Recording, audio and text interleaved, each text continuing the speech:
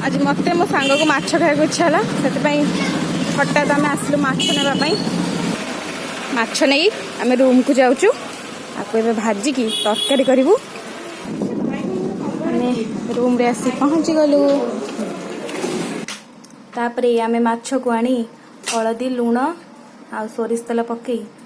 गोलेकी एबे किछि समय ताकू छाड़ी दउचु लुण पियाज लंका फुटण आउ फुटण सोरिष जीरा ताकू एबे नहीं आम बाटिबू शिଳରେ जाउचु मो सांग आगे गलानी कोड़ देखाउजी कर कर तुम छिचा पुश कर दे पुश कर दे पुश कर दे एमी जरा खाए दे पियाज ना आसपास किछि खा जाबा बटा हला ये पुश कर दे तो रसुण पियाज बटा सरला परे एबे सोरिष आ जीरा को बटा होची देखो मो सांग केते सुंदर से बाटुची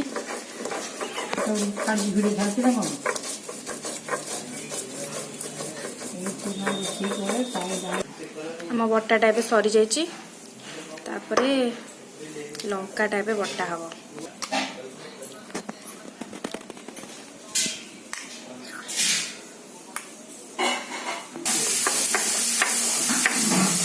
देखो आमर ए लंका बटा होची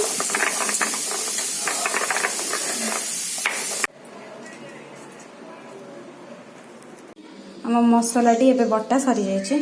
देखो सुंदर से बटा सरची एबे आलू गुड़ाक चोपा छड़े आम काटी देचु आम भाजबू तेल कड़ी गरम करी सोरिष तेल देचु माछ पकईलु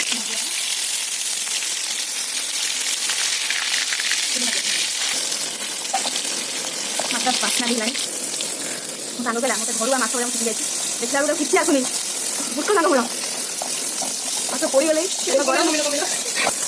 माछ भजा रेड रेड पड़गलानी तो भांगी देवा माछ भजा ठीक होमर विहन भजा होगा विहन भजा एबे आम आलूटा भजा हो आलूटा ए भजा है आम घोड़े दबा जल्दी हाँपाई तेलटा गरम हो जीरा आ फुटण पकड़ू कंचा लंकाटा भी पकईलु यहाँ सोरिष बाटन ना से कम तेल आम देचु कारण माछ गुड़ा सब छणा है तापर युड़ाक पकईदेवा गुड़ा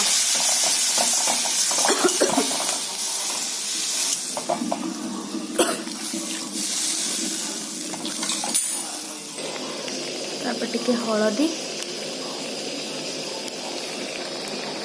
टिके लुण तापर आम ए टमाटो पकईदेलु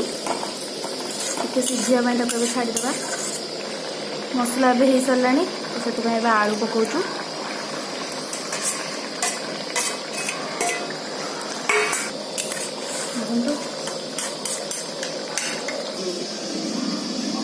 टे पानी दे